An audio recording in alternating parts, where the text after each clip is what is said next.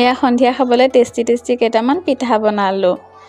হাই everyone, আইতাই হেনো কৈ আছে সন্ধিয়া হৈছে এতিয়া কি খাম, তাকে মই আটা কেইটামানত চেনি আৰু অলপমান বেকিং চ'ডা দিলোঁ, দি পেলাই মিক্স কৰি এনেকৈ তেলতে পিঠা কেইটামান বনাই দিলোঁ। এনেকৈ আকৌ খাবলৈ বৰ ধুনীয়া লাগে, ধুনীয়া গোন্ধ এটা আহে যে পিঠা।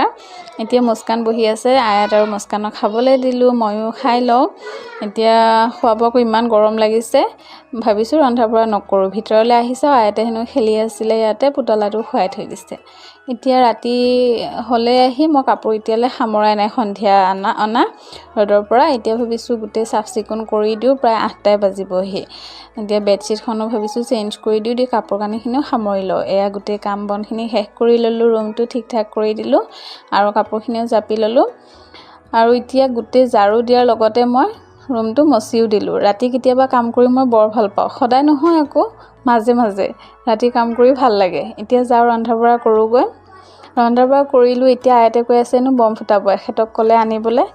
এতিয়া মুস্কান আৰু ইহঁতে চবেই ফুটাই আছে, দেখিছেনে? তাই তামাম ফূৰ্তি পাইছে আজি।